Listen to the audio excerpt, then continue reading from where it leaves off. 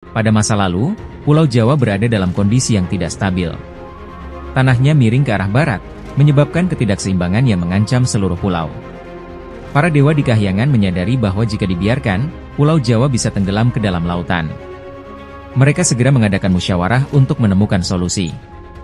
Setelah berdiskusi, para dewa menyepakati bahwa sebuah gunung harus diciptakan di tengah Pulau Jawa sebagai penyeimbang.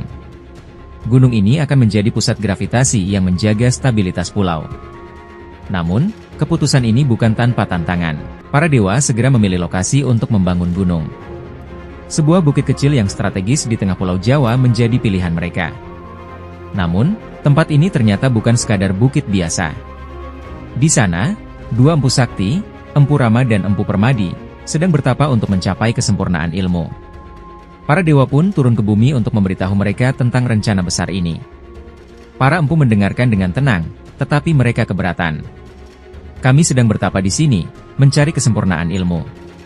Tempat ini adalah pusat spiritual kami, kata Empu Rama. Empu Permadi menambahkan, kami meminta waktu hingga tapa berata kami selesai. Namun, para dewa merasa waktu tidak memihak mereka. Ketidakseimbangan Pulau Jawa semakin parah, dan mereka harus segera bertindak.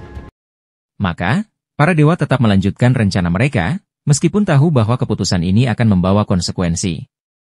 Empu Rama dan Empu Permadi adalah dua tokoh sakti yang telah mengabdikan hidup mereka untuk mendalami ilmu kebatinan.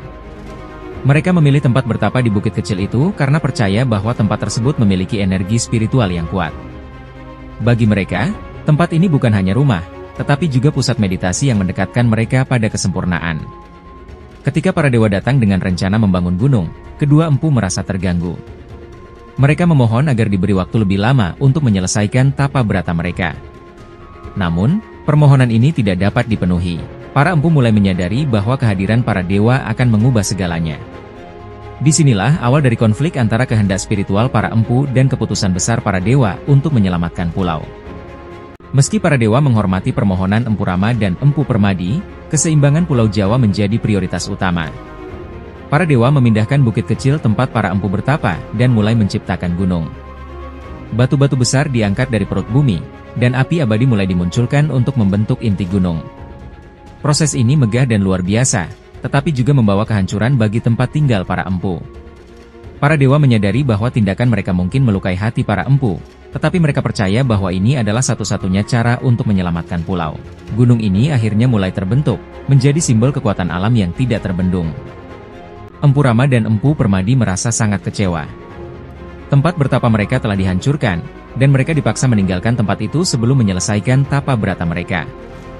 Dalam kemarahan dan kesedihan, mereka mengucapkan kutukan, gunung ini akan membawa bahaya. Api yang ada di dalamnya akan sering keluar, menghancurkan kehidupan di sekitarnya. Kutukan ini diucapkan dengan penuh keyakinan, dan para dewa hanya bisa menerimanya sebagai konsekuensi dari keputusan mereka. Empu Rama dan Empu Permadi kemudian meninggalkan lokasi itu, dan mencari tempat baru untuk melanjutkan perjalanan spiritual mereka. Namun, kutukan mereka mulai terasa saat Gunung Merapi terbentuk dan menunjukkan kekuatannya yang dahsyat. Setelah melalui proses panjang, gunung itu akhirnya selesai dibangun. Para dewa menamakannya Merapi, yang berarti gunung api. Gunung ini menjadi simbol kekuatan alam yang besar, tetapi juga menyimpan bahaya. Sejak saat itu, Gunung Merapi sering menunjukkan kekuatannya melalui letusan-letusan besar, seperti menghidupkan kutukan Empu Rama dan Empu Permadi. Letusan ini membawa kehancuran, tetapi juga menyuburkan tanah di sekitarnya. Gunung Merapi menjadi pusat perhatian, tidak hanya sebagai fenomena alam, tetapi juga sebagai tempat penuh misteri dan spiritualitas.